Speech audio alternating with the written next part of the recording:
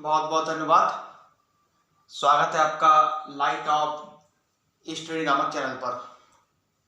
आज मैंने आपको 3 बजे के साइट माइंड बुकर पुरस्कार के बारे में थोड़ा अवगत कराया था। उससे संबंधित जितने भी क्वेश्चन थे वो मैंने आपको बताए थे, जो कि 2022 माइंड बुकर पुरस्कार अगर परीक्षा में आता है कि 2022 का माइंड बुकर पुरस्कार किसको प्राप्त किया, किसको प्राप्त हुआ, तो आप श्रीलंका के करुणा तिलक पर डायरेक्ट टिक कर देंगे। याद रखिए, माइंड बुकर पुरस्कार के बारे में जितनी मैंने आपको डिटेल बताई थी वो आप एक बार वीडियो अवश्य देख लीजिए। और डायरेक्ट ये छोटे एग्जाम जितने CGL हैं या जितने भी एग्जाम हैं जिसमें बहुत लो लेवल की करंट या लो लेवल की GS पूछी जाती है, उसमें डायरेक्ट आपको करुणा तिलक पर टिक कर देना होगा, क्योंकि उसमें डायरेक्ट पूछेंगे हाल ही में 2022 का माइंड बुकर पुरस्कार किसको प्राप्त हुआ, तो आपको करुणा तिलक पर टिक कर देना है। और करुणा तिलक आपके श्रीलंका के रहने वाले हैं। क्योंकि अब टॉपिक चेंज करते हैं, टॉपिक बहुत ही इम्पोर्टेंट है और काफ़ी परीक्षाओं में इससे संबंधित भी क्वेश्चन पूछे जाते हैं। थोड़ा आपको डिटेल में थोड़ा बता देते हैं और मैं फिर बता रहा हूँ कि नोट अवश्य करिए। अगर आपको लग रहा है कि ये टॉपिक थोड़ा इम्पोर्टेंट है या जो मैं बता रहा हूँ वो अगर आपको इम्पोर्टेंट लगता है तो नोट अवश्य करिए। मैं पुनः अपनी बात दोहराता हूँ, मैं बार बार आपसे रिपीट करता हूँ कि क्वेश्चन को नोट अवश्य करिए। ब्रिटिश ने भारत में कुछ भूमि सुधार करने का प्रयास किया। हालांकि ब्रिटेन ने जो भी कार्य किया है उसमें उनका अपना निजी स्वार्थ तो साफ झलकता ही है, लेकिन जो क्वेश्चन से संबंधित आते हैं, ब्रिटिश भारत में जो भू सुधार करते हैं उससे संबंधित हम लोग थोड़ा यहाँ पढ़ते हैं कि ब्रिटिशर्स जो थे उन्होंने भारत में भूमि सुधार करने के कौन कौन से पैमाने रखे। तो वैसे तो तमाम ऐसे प्रयास उन्होंने किए हैं, लेकिन 3 सुधार जो कि कहीं ना कहीं आंशिक रूप से आज भी देखा जाए लागू हैं। 250 साल पहले जो ब्रिटिश ने नीति लागू की थी भारत में भूमि सुधार की, वो आंशिक रूप से, पूर्ण रूप से तो नहीं बोल सकते हैं, लेकिन आंशिक रूप से वर्तमान भारत में आज भी 72 आजादी के लगभग 75 वर्षों के उपरांत भी ये सब लागू है। तो फिलहाल याद रखिए, ब्रिटिश ने भारत में भूमि संबंधी जो सुधार किए हैं वो 3 प्रकार के सुधार हैं वैसे देखा जाए। पहला है स्थायी बंदोबस्त, दूसरा है रैयत बाड़ी व्यवस्था और तीसरी थी महालबाड़ी व्यवस्था। अब ये 3 व्यवस्था तो है ही, इनका नाम तो याद रखना ही है। सबसे पहले आपकी परमानेंट सेटलमेंट, परमानेंट मतलब स्थायी बंदोबस्त, इसे स्तंभरारी बंदोबस्त के नाम से भी जाना जाता है। पहला है स्थायी बंदोबस्त, दूसरा जो है रैयत बाड़ी बंदोबस्त, तीसरा है महालबाड़ी बंदोबस्त। ये 3 नीतियां ब्रिटिश ने लागू की थी भारत में भूमि सुधार करने के लिए। पहला डिस्कस करते हैं तो परमानेंट सेटलमेंट, स्थायी बंदोबस्त। पहला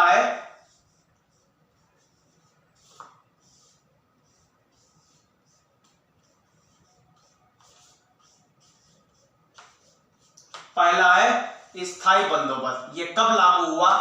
1793 में। पहले तो इसकी डेट हम लोग को याद रखनी है। स्थायी बंदोबस्त जिसे इंग्लिश में परमानेंट मीन्स स्थायी, परमानेंट सेटलमेंट मतलब बंदोबस्त। पहले तो याद रखना है स्थायी बंदोबस्त जो भूमि सुधार जो ब्रिटिश ने लागू किया था उसकी तिथि क्या थी? 1793 इसकी डेट थी। पहला क्वेश्चन तो डायरेक्ट यही पूछा जाएगा। और जो इसमें सबसे इंपॉर्टेंट क्वेश्चन है, स्थायी बंदोबस्त को हम लोग कॉर्नवालिस कोड भी बोलते हैं। कॉर्नवालिस कोड के नाम से भी इसे जाना जाता है। लॉर्ड कॉर्नवालिस कोड इसे क्यों बोलते हैं थोड़ा आपको बता दें, क्योंकि 1796 से थोड़ा आपको बता देते हैं कि 1786 से लेके 1793 ईस्वी तक बंगाल का जो गवर्नर जनरल था वो था लॉर्ड कॉर्नवालिस। मैं थोड़ा आपको बता देता हूं, लॉर्ड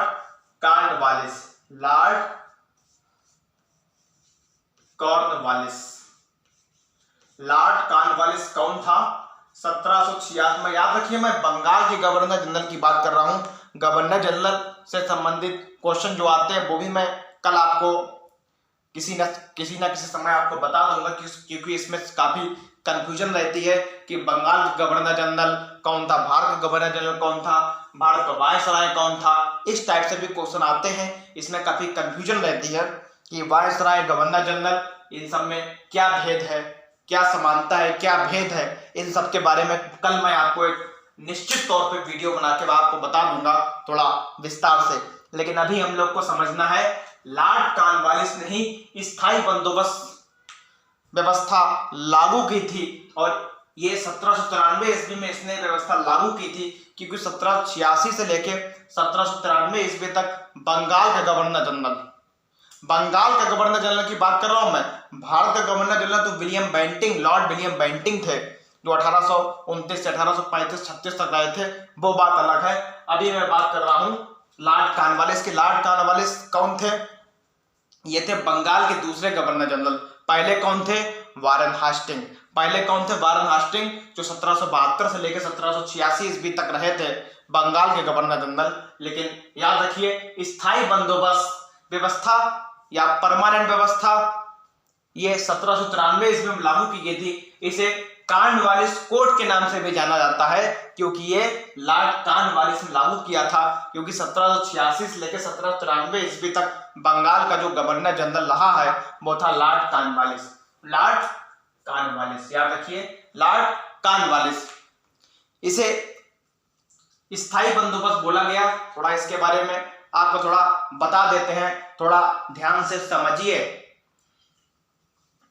इस व्यवस्था को लागू तो किया था लॉर्ड कॉर्नवालिस ने, लेकिन लॉर्ड कॉर्नवालिस से पहल किसने की थी इस व्यवस्था को लागू करने के लिए? जैसे हमने आपको पहले बताया था, भारत में देखा जाए सती प्रथा को हटाया किस गवर्नर जनरल था? William Bentinck. लेकिन सती प्रथा को हटाने की पहल किसने की थी? पहल विलियम बेंटिंग ने तो इसका कानून बनाया था, सती प्रथा वाला, सती कल्ट को समाप्त कर दिया। लेकिन इसकी पहल किसने की थी? किसने फर्स्ट स्टेप किया था इसे हटाने के लिए? ये राजा राम मोहन का वैसे नाम आता है। हटाया किसने था?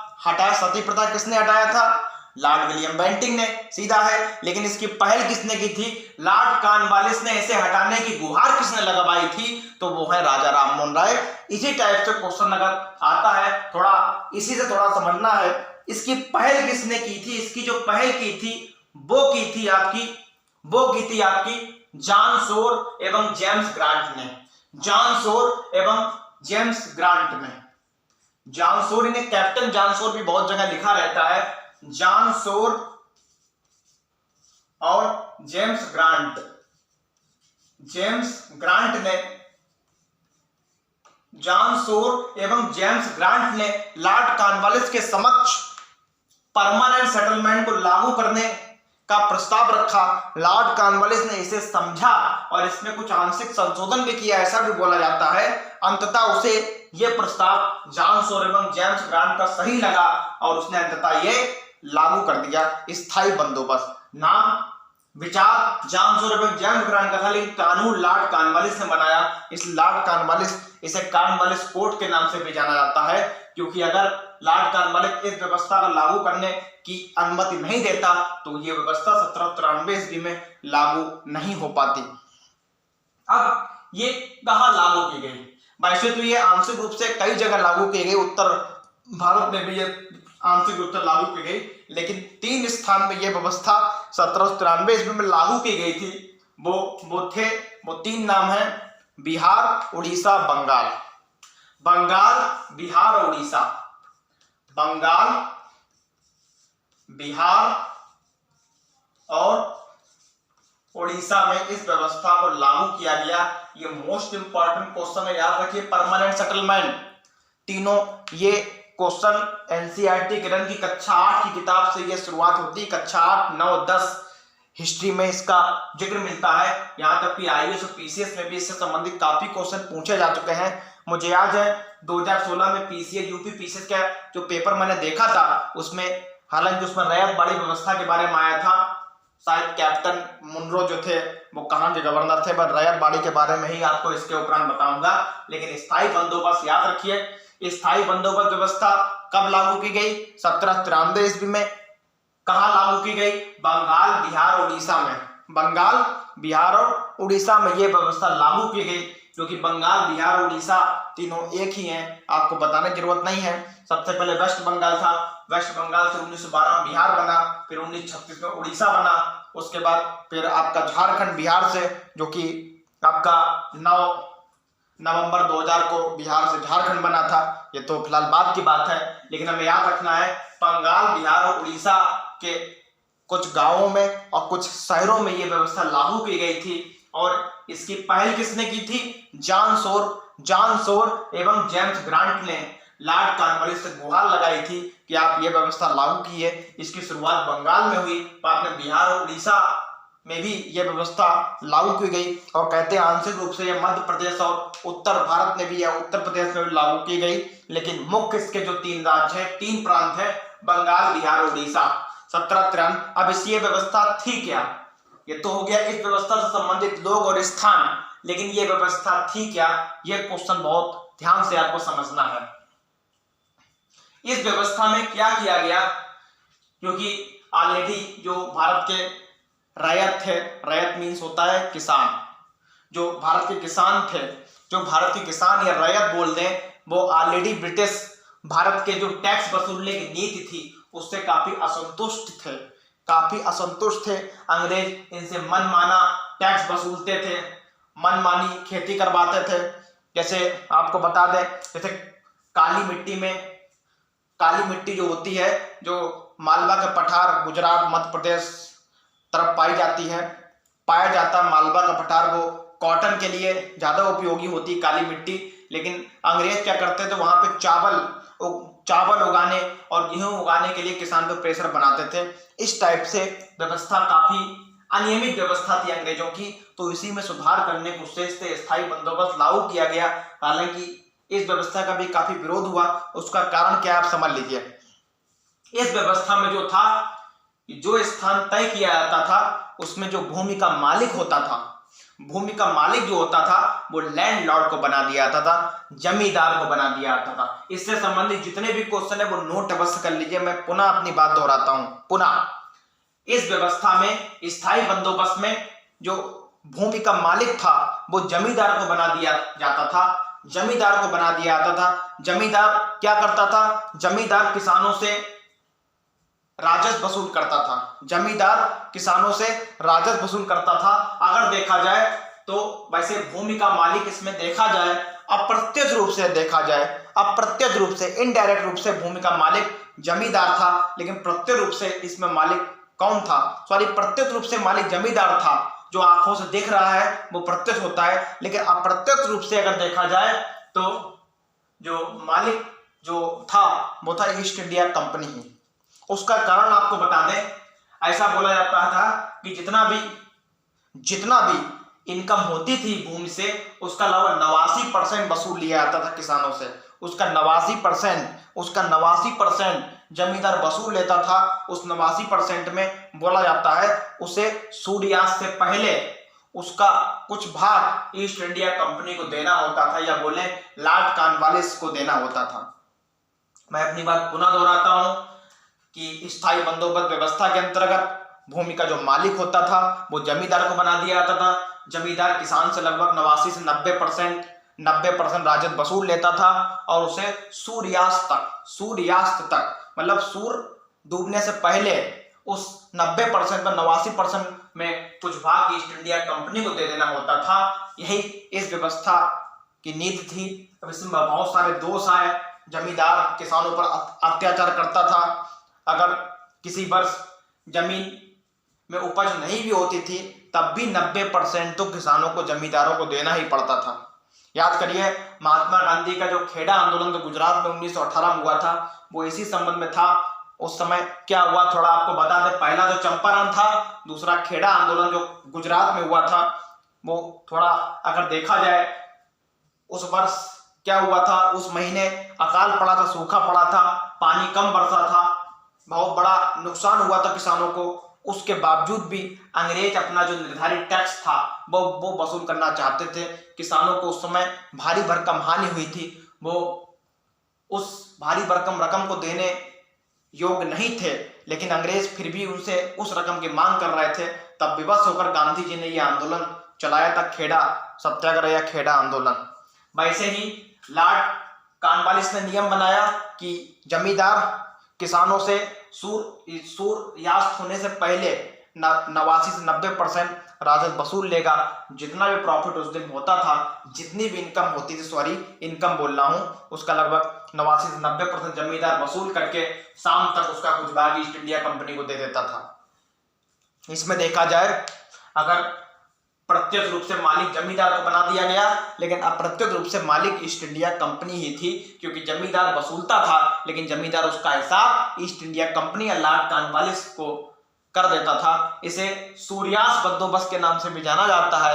ये क्वेश्चन कभी पूछा तो नहीं गया, लेकिन मैंने एक जगह पढ़ा था, इसे सूर्यास्त बंदोबस्त भी बोला जाता है। स्थायी बंदोबस्त को किस नाम से जाना जाता है? इसे स्तंभरारी, चिरस्थाई या सूर्यास्त बंदोबस्त। इसके 4 नाम हैं, एक तो स्थायी बंदोबस्त, एक स्तंभरारी बंदोबस्त, एक चिरस्थाई जो स्थायी कर दी गई वो, और एक इसका नाम है सूर्यास्त बंदोबस्त, क्योंकि सूर्य डूबने से पहले ईस्ट इंडिया कंपनी को जमींदारों को हिसाब देना होता था। ये आपकी स्थायी बंदोबस्त व्यवस्था है।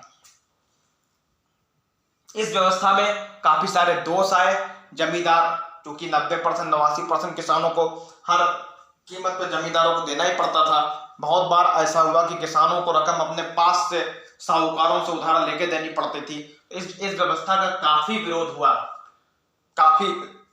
जब विरोध हुआ तब इस व्यवस्था को धीरे धीरे समाप्त किया गया। पूर्ण रूप से समाप्त नहीं हो पाई, लेकिन धीरे धीरे, जैसे बंगाल के 20 जिलों में थी तो घट के 10 जिलों में हो गई। इस टाइप से इस व्यवस्था का प्रचार धीरे धीरे कम होता गया। फिर एक दूसरी व्यवस्था आई, उसका नाम है रैयत बाड़ी। रैयत मीन्स होता है वैसे किसान, रैयत मीन वैसे तो होता है किसान। जमींदारों ने जब किसानों पर अत्याचार किया तो थोड़ा इसमें रैयत बाड़ी व्यवस्था में केवल थोड़ा सुधार कर दिया गया। याद रखिए, स्थायी बंदोबस्त के बाद दूसरी व्यवस्था आ गई आपकी, कौन सी? रैयत बाड़ी व्यवस्था। रैयत बाड़ी व्यवस्था, रैयत बाड़ी व्यवस्था आपको थोड़ा बता दें, रैयत बाड़ी व्यवस्था जो थी वो आंशिक रूप से 1792 ईस्वी में मद्रास मतलब तमिलनाडु, मद्रास के कुछ भागों में लागू की गई थी। रैयत बाड़ी व्यवस्था वैसे तो देखा जाए, अगर आंशिक रूप से देखा जाए तो 1792 ईस्वी में रैयत बाड़ी व्यवस्था लागू की गई थी, लेकिन मद्रास के केवल 10% भाग पर ही ये व्यवस्था लागू हो। मद्रास में एक जिला है बारामहल। मद्रास के रैयत बाड़ी व्यवस्था 1792 ईस्वी में मद्रास प्रांत के बारामहल नामक जिले में लागू की गई थी। केवल 1 या 2 जिले तक ये उस समय सीमित रही थी। बारामहल जिला कहाँ है? मद्रास में। इसका पूर्ण रूप से जो विकास किया था वो किया था थॉमस मुनरो ने, जो कि क्वेश्चन ये यूपी पीछे 2016 में पूछा गया था कि थॉमस मुनरो कहाँ के गवर्नर थे? कहाँ गवर्नर थे? मद्रास के। थॉमस मुनरो कहाँ गवर्नर थे? मद्रास के। 1819 से 1826 ईस्वी तक 1819 से 1826 ईस्वी तक थॉमस मुनरो मद्रास के गवर्नर रहे हैं। रैयत बाड़ी व्यवस्था को लागू करने का श्रेय किसको दिया जाता है? थॉमस मुनरो को। रैयत बाड़ी व्यवस्था लागू करने का श्रेय किसको दिया जाता है? थॉमस मुनरो को। और इनके सहयोगी थे कैप्टन रीड। मैं लॉर्ड रीड की बात नहीं कर रहा हूं, वो तो 1926 से वो तो आपके 1900 आपके 21 से 1926 तक थे लॉर्ड रीड वो गवर्नर। मैं कैप्टन रीड की बात कर रहा हूं। Captain read. रैयत बाड़ी व्यवस्था स्थायी बंदोबस्त में जब बहुत सारे दोष आए तब इसे समाप्त किया जाने लगा और फिर रैयत बाड़ी व्यवस्था लागू हुई। रैयत बाड़ी व्यवस्था लागू करने का जो अधिकतम श्रेय दिया जाता है वो थॉमस मुनरो एवं उनके सहयोगी असिस्टेंट के रूप में जो काम करते थे कैप्टन रीड को। इसमें क्या हुआ? यह व्यवस्था आंशिक रूप से 1792 ईस्वी में मद्रास के बारामहल जिले में लागू की गई थी, लेकिन केवल 1 जिले तक सीमित थी मद्रास के। इसे एक विस्तृत रूप दिया थॉमस मुनरो ने। कब दिया? 1820 ईस्वी में। 1820 ईस्वी में, क्योंकि ये मद्रास के ही गवर्नर जनरल गवर्नर थे भी, क्योंकि थॉमस मुनरो 1819 से 1826 ईस्वी तक मद्रास के गवर्नर रहे भी हैं। ये क्वेश्चन भी डायरेक्ट यूपीपीसीएस 2016 में पूछा गया था, आप पेपर देख सकते हैं 2016 यूपीपीसीएस का, उसमें ये क्वेश्चन पूछा गया था थॉमस मुनरो से संबंधित। तो रैयतवाड़ी व्यवस्था कब लागू की गई? पूर्ण रूप से लागू की गई। मैं आंशिक रूप से बात नहीं कर रहा हूं, अगर क्वेश्चन आ जाता आंशिक रूप से लागू कहां की गई तो मद्रास के 12 माइल जिले में 1792 ईस्वी में। लेकिन पूर्ण रूप से ये जो लागू की गई थी मद्रास में वो 1820 ईस्वी में। किसको श्रेय जाता है इसे लागू करने का? थॉमस मुनरो को। इसमें क्या हुआ? थॉमस मुनरो एवं उनके सहायक कैप्टन रीड, ये भी आप पढ़ सकते हैं, थॉमस मुनरो ज्यादा इसमें इंपॉर्टेंट है। इसमें क्या हुआ? इसमें रैयत मीन्स होता है किसान, रैयत मीन्स होता है किसान। इसमें जमींदारों को भूमि मालिक नहीं बनाया गया, क्योंकि जमींदारों की काफी कंप्लेन आई किसानों, जब किसान ने काफी कंप्लेन की कि जबरदस्ती जब भूमि का नुकसान हो जाता है या किसी कारणवश पैदावार नहीं हो पाती है तो जमींदार टैक्स मांगता है, टैक्स ना देने पर उन पर अत्याचार होता है और उनके सामान की कुर्की कर लिया है, तो कुर्की मतलब अधिग्रहण कर लिया जाता है किस जमींदारों द्वारा, किसानों के सामान का या किसानों का जो भी घर होता था उस पर कब्जा कर लिया जाता था। तो फिर इस पे सुधार करके भूमि का मालिक जमींदारों को नहीं बनाया गया। रैयतवाड़ी व्यवस्था में जमींदारों से भूमि के मालिक का हक छीन कर प्रत्येक रैयत मीन किसान को ही भूमि का मालिक बना दिया गया, किसान को ही इसमें भूमि का मालिक बना दिया गया। रैयतवाड़ी व्यवस्था में क्या किया गया? किसान को ही भूमि का मालिक बना दिया गया। रैयतवाड़ी व्यवस्था में क्या हुआ? किसान को ही भूमि का मालिक बना दिया गया। और यह व्यवस्था आपकी देखा जाए कहां लागू हुई, मैं फिर बताता हूं, मद्रास और मुंबई के कुछ भागों में यह व्यवस्था लागू हुई। सबसे इंपॉर्टेंट है मद्रास। जैसे स्थायी बंदोबस्त बंगाल, बिहार और उड़ीसा में लागू हुआ, वैसे रैयत मीन्स किसान होता है। मैं पुनः अपनी बात दोहराता हूं, ऐसे रैयतवाड़ी व्यवस्था जो है वो मद्रास एवं मुंबई में लागू की गई। इसमें क्या किया गया? इसमें जमींदारों को हटाकर जो भूमि का मालिक वो किसानों को ही या रैयत को ही बना दिया गया। इसमें क्या होता था? इसमें जितना भी इसमें जो मतलब जितनी भी उपज होती थी उसका आधा हिस्सा ईस्ट इंडिया कंपनी को दिया जाता था एवं आधा हिस्सा किसान अपने पास रखता था। यह व्यवस्था स्थायी बंदोबस्त से थोड़ी सही मानी जाती थी, क्योंकि जिसकी भूमि थी उसे को ही डायरेक्ट मालिक बना दिया जाता था, याद रखिए। लेकिन लैंडलेस किसान जो थे, जिनके पास भूमि थी नहीं या 2 हेक्टेयर से कम थी, उन्हें इससे कोई विशेष लाभ नहीं मिला, क्योंकि मालिक वही बनाया गया जिसकी अपनी भूमि होगी। ये तो एक सीधा क्वेश्चन है, वो तो आप समझ ही सकते हैं। रैयतवाड़ी व्यवस्था में भूमि का मालिकाना हक जमींदारों से हट गया और डायरेक्ट भूमि मालिक किसके बना दिया गया? रैयत या किसान को बना दिया गया। फिर मैं अपनी बात दोहराता हूं। रैयतवाड़ी व्यवस्था आंशिक रूप से 1792 ईस्वी में मद्रास के 12 माइल जिले में लागू की गई थी, लेकिन पूर्ण रूप से इसे लागू किया गया 1820 ईस्वी में। किसने लागू किया?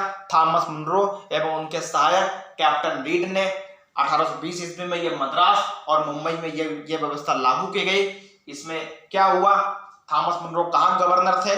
मद्रास के। ये क्वेश्चन 2016 यूपीपीसीएस में पूछा भी जा चुका है, याद रखिए। और ये व्यवस्था कहां लागू की गई? रैयतवाड़ी व्यवस्था मद्रास में और मुंबई में ये व्यवस्था लागू की गई। इसमें भी तमाम दोष है। इसमें भी दोष का सबसे बड़ा जो कारण था वो यही रहा कि इसमें जिन किसानों पर भूमि नहीं होती थी उन पर अत्याचार किया गया। जिस किसान पर भूमि होती थी उन्हें भूमि मालिक बना दिया गया। जिनके पास ज्यादा भूमि होती थी वो लैंडलेस किसानों को अपनी भूमि पे काम करवाते थे और उन पे अत्याचार करते थे। तो इससे भी इस व्यवस्था में काफी दोष उत्पन्न हुआ। तो इस व्यवस्था का भी प्रचलन धीरे धीरे कम होता गया, याद रखिए। लेकिन स्थायी बंदोबस्त की तुलना में ये व्यवस्था, रैयतवाड़ी व्यवस्था सही थी अगर स्थायी बंदोबस्त तुलना की जाए, क्योंकि उससे किसान जमींदारों के अत्याचार से कुछ बच गए थे। लेकिन रैयतवाड़ी व्यवस्था में जिन किसानों पर भूमि नहीं होती थी उन पर अत्याचार हुआ। इन्होंने इसका विरोध, भरसक विरोध किया मद्रास और मुंबई के भागों में। तो इस व्यवस्था का भी प्रचलन धीरे धीरे कम हो गया। उसके बाद तीसरी व्यवस्था महालबाड़ी व्यवस्था अस्तित्व में आ गई। महालबाड़ी, महल, महल माने क्या होता है? एक गांव, जो कि नाम से क्लियर है। महल मीन्स क्या होता है? गांव। महल मीन्स क्या होता है? गांव। महल मीन्स क्या होता है? गांव। इसमें क्या किया गया? इसमें इस व्यवस्था में थोड़ा सुधार किया गया। इस व्यवस्था में थोड़ा सुधार किया गया। महालबाड़ी व्यवस्था, महालबाड़ी व्यवस्था लागू की गई। यह व्यवस्था कब लागू की गई? महालबाड़ी व्यवस्था भी 1820 में लागू की गई। महालबाड़ी व्यवस्था कहाँ लागू की गई? यह भी 1820 में लागू की गई। और इसका जो श्रेय जाता है वो जाता है हार्ट मैकेंजी को। महालबाड़ी व्यवस्था का श्रेय किसको जाता है? हार्ट मैकेंजी जी को। हार्ट मैकेंजी जी ने जब स्थायी बंदोबस्त, रैयतबाड़ी बंदोबस्त में काफी दोष देखे, इन्होंने देखे काफी इसका विरोध हो रहा है, तो हार्ट मैकेंजी जी ने महालबाड़ी व्यवस्था लागू की गई। महालबाड़ी व्यवस्था किसने लागू की गई? किसने लागू की? हार्ट मैकेंजी ने। अब कहां लागू की गई? यह क्वेश्चन थोड़ा याद रखिए। ये उत्तर भारत में यह व्यवस्था बहुत तेजी से लागू की गई। महालबाड़ी व्यवस्था कहां लागू की गई? उत्तर भारत व्यवस्था। उत्तर भारत में अगर देखा जाए, उत्तर भारत और बंगाल के भी कुछ हिस्सों में यह व्यवस्था लागू की गई। उत्तर भारत में आगरा में यह व्यवस्था पूरे आगरा में लागू की गई। और इसके अलावा आगरा से सटा हुआ राजस्थान के भी भाग में, राजस्थान के हिस्से में भी, और कुछ बिहार के हिस्से में भी ये, क्योंकि उत्तर भारत है, बिहार के भी कुछ हिस्सों में ये व्यवस्था लागू की गई। अगर थोड़ा हम लोग देखें, अगर हम लोग थोड़ा इसमें अध्ययन करें तो पूरे भारत में जितनी भी जमीन थी उसके 30% भाग में महालबाड़ी व्यवस्था लागू की गई। और किसने लागू की है? हार्ट मैकेंजी ने। महालबाड़ी व्यवस्था में था क्या, थोड़ा आपको बता दें। महालबाड़ी व्यवस्था 1820 में हार्ट मैकेंजी द्वारा लागू की गई थी। यह व्यवस्था स्थायी बंदोबस्त, रैयतबाड़ी व्यवस्था बंदोबस्त के दोषों से निजात पाने के उद्देश्य से लागू की गई महालबाड़ी व्यवस्था। किसने लागू की? Holt Mackenzie. यह व्यवस्था थी क्या, इसमें थोड़ा आपको बता दें। इसमें क्या होता था? इसमें जो हार्ट मैकेंजी ने इसमें एक व्यवस्था बनाई थी कि इसमें प्रत्येक पूरे गांव को भूमि का मालिक बना दिया जाएगा। प्रत्येक गांव को। स्थायी बंदोबस्त में भूमि मालिक कौन था? जमींदार। रैयतबाड़ी व्यवस्था में प्रत्येक रैयत को भूमि का मालिक बना दिया गया जिनकी भूमि होती थी। लेकिन महालबाड़ी व्यवस्था में क्या हुआ? महल मीन्स होता भी क्या है? गांव। महल मीन्स क्या होता है? गांव। प्रत्येक, महल मीन्स होता है गांव। महल मीन्स गांव, तो नाम है महालबाड़ी। तो आप ट्रिक भी याद कर सकते हैं। अगर महल मीन्स, इसमें महालबाड़ी व्यवस्था में पूरे गांव को, ये एक गांव पूरा जिसके पास अच्छी खासी उपजाऊ भूमि थी उसे भूमि मालिक बना दिया था। तो पूरे गांव को भूमि मालिक बना दिया गया था। और एक गांव का मुखिया होता था जिसे हम लोग नंबरदार के नाम से भी जाना जाता है। महालबाड़ी व्यवस्था में याद रखिए, भूमि मालिक, महालबाड़ी व्यवस्था में मालिकाना हक किसे दे दिया गया? भूमि का पूरे गांव को लगभग दे दिया गया। और जो गांव का, उस गांव का जो मुखिया होता था, या बोले आज सरपंच जिसे बोलते हैं, उसे क्या कर दिया गया?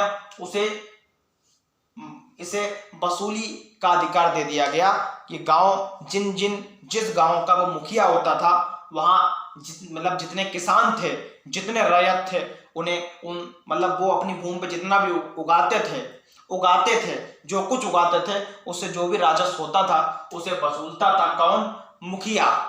गांव के मुखिया को नंबरदार भी कहते थे। महालबाड़ी व्यवस्था के अंतर्गत गांव के मुखिया को क्या नाम दिया गया? नंबरदार।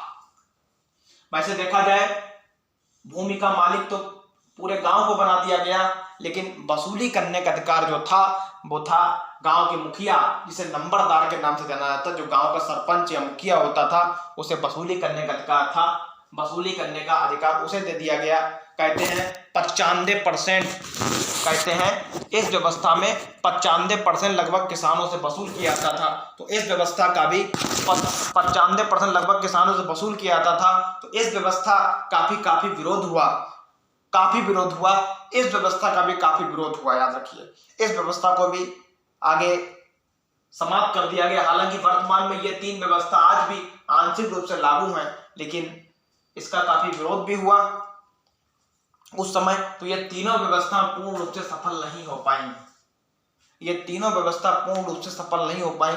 इसमें सबसे बड़ा दोष था वसूली का जो नियम था, ईस्ट इंडिया कंपनी का जो वसूली का कड़ा नियम था, उससे उसका काफी विरोध हुआ। ये तीनों व्यवस्था पूर्ण रूप से लागू नहीं हो पाई। मैं पुनः अपनी बात दोहराता हूं, स्थायी बंदोबस्त 1793 ईस्वी में आपका उड़ीसा, बंगाल और बिहार में लागू किया गया। किस गवर्नर जनरल ने लागू किया? लॉर्ड कॉर्नवालिस ने। इसकी पहल किसने की? जॉन सॉरस जेम्स ग्रांट ने।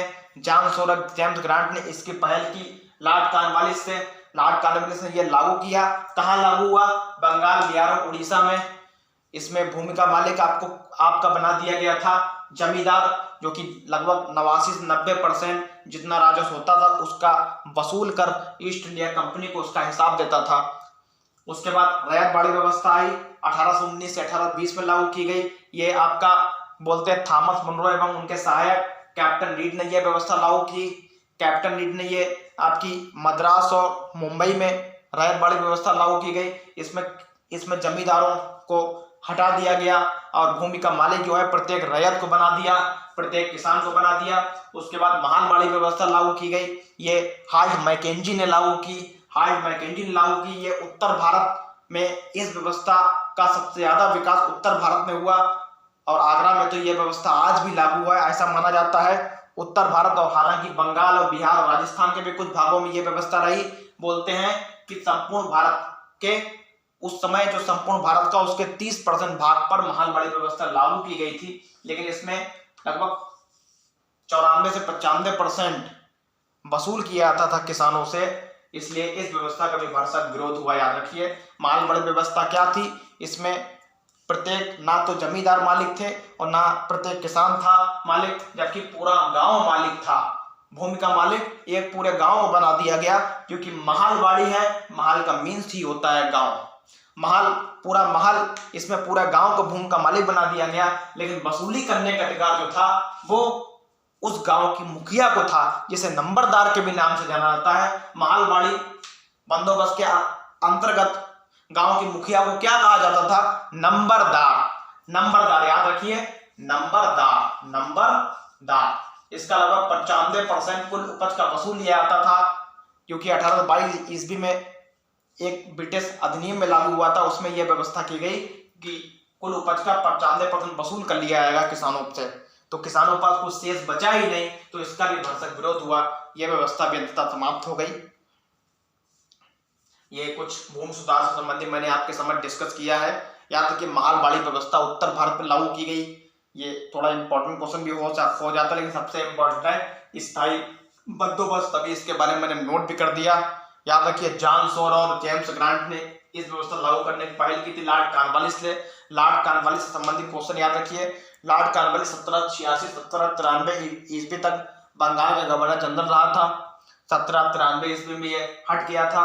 उसके बाद ये 1805 ईस्वी में पुनः जब चूंकि लॉर्ड वेलेस्ली 1799 से 1805 तक बंगाल गवर्नर जनरल रहा।